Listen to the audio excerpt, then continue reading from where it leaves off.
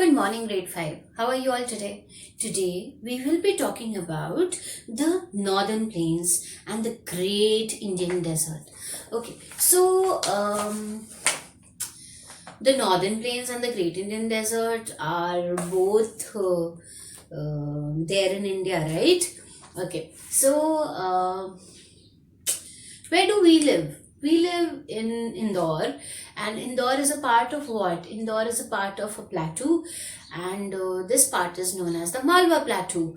But have you ever been to this part like Saharanpur or Haridwar or not even Haridwar, Saharanpur, and this part Bihar?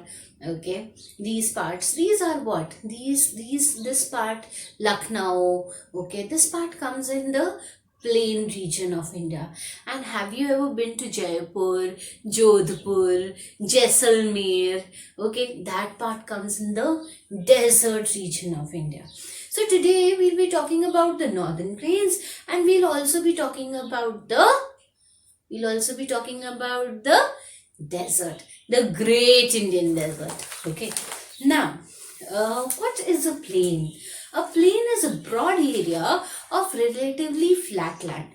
It is a broad area and the land is flat. That is what a plain is, right?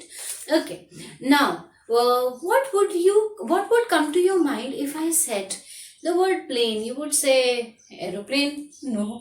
Okay, somebody would say just plain piece of paper, ma'am, plain board, ma'am, that sort, right? Now we will be, in the previous class we talked about the mountains. So we talked about the northern mountains. Okay, now today's class would all be about plains. Plains is flat land. Okay, flat land with very less topography. Okay. Now, the northern plains occupy the greater part of northern India. The plain is also known as Indo-Gigantic Plains or the Ganga-Brahmaputra Plains. They are also known as Indo-Gangetic Plain, Plain, plain, or the other name for this is Ganga, Brahmaputra,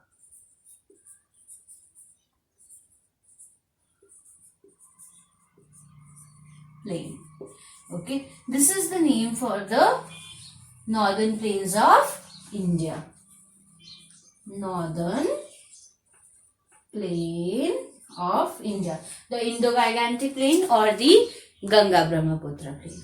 The plain region is formed by the river systems of Ganga, Brahmaputra and Indus River. So this plain is formed by which three rivers? Okay, the region of which three rivers? The Ganga, the Brahmaputra and the Indus. These three rivers, the land near these three rivers and drained by these three rivers is basically known as the northern plain, and another name for northern plain is Indo-Gigantic Plain or Ganga Brahmaputra plain. Okay, now the population is very high in this region. Why is the population very high in this region? The population is very high in this region because first thing, it has rivers. Okay, the rivers flow through this region, so water is there, so fertile soil, the water gets with it, so soil is very fertile, so there will be very good agriculture, and wherever there is very good agriculture, people will go and settle there, people will go and live there, people will go and make their houses there. So since time immemorial, since the ancient civilization, people have been living near the rivers.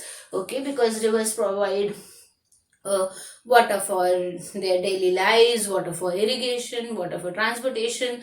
They also provide they also provide them fertile land, and this fertile land is good for agriculture, and agriculture say, what do they get? They get crops. That is the reason why the northern plain is the most populated area. Okay, now let's talk about the Great Indian Desert, okay, also known as the Rajasthan Plain, that covers the western part of the Rajasthan. There are a number of short seasonal rivers which are not able to reach the sea. So, in the Great Indian Desert,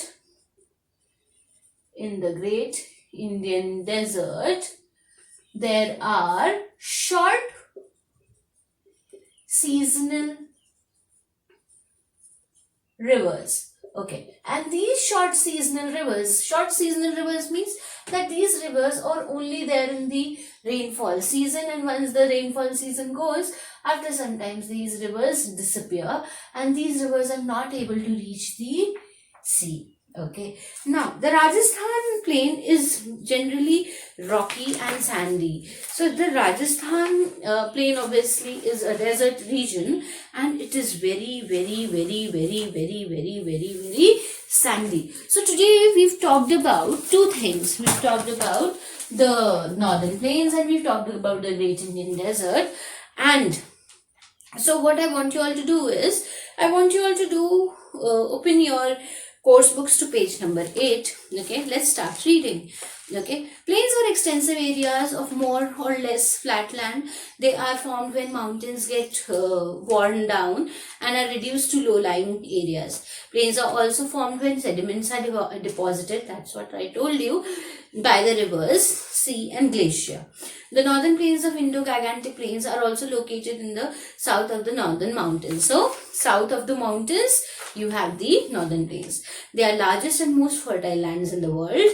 The plains extend from Punjab in the west to Assam in the east. Since they are covered by greater part of North India, these are also known as northern plains. Mostly they are covered by the North Indian part, right? That is why they are known as northern plains. The northern plains are one of the most densely populated regions in the world. These plains are dotted by the river Ganges, Brahmaputra and Indus. Ganga, Brahmaputra and Indus. That's what I told you. Okay, the northern plains are made up of fine silt or alluvial soil. Why fine silt and alluvial soil? Because this soil is got by the river. Okay, these deposits may make the soil very fertile and ideal for agriculture. These plains are extremely fertile because of the two reasons. They are well drained matlab there's very good water supply, and they are composed of alluvial soil. Alluvial soil is a soil which is very important in the agriculture. See, okay. Since all the rivers in the north originate in the Himalayas, they are perennial, having continuous flow of water throughout the year. Voluminous, a natural flowing river and rich in minerals. These rivers carry deposits and huge amount of alluvial along their basins when flowing from the mountains to the plains. Importance of northern plains. The northern plains are very fertile due to the presence of rich alluvial soil. As a result, agriculture is very good here. That's what we've talked about. Okay, and this area is very thickly populated. We've talked about this also. Several important and big towns are here. For example, Ludhiana, Delhi, Agra. I told you about Lucknow, I've told you about Saharanpur, I've told you about Kanpur, Allahabad. Bihar region is very good. Okay, then you have Kolkata is on the banks of the river Hooghly. Now let's talk about the Great Indian Deserts. To the west of the northern plains lies a large flat sandy area in which very few plants grow. There is very little rainfall in this area. Such an area is called a desert when the rainfall is very little. The Great Indian Desert or the Thar Desert is the 7th largest desert in the world. It covers a major part of West Rajasthan. It is about 800 kilometers and 500 kilometers wide. The Thar Desert region is generally rocky and sandy. It is made up of sand dunes. To the south is a salt marsh that is known as Run of Kutch. On the east are the Aravalli Ranges. Luni is the only major river that flows in this region. And what are sand dunes? Sand dunes are small ridge or hill of sands formed by winds, dunes that occur during shapes and sizes. Understood? We've talked about the Indo-Gangetic plain and we've talked about the Great Indian Desert. Happy learning, children. Do a lot of research on these topics. Thank you.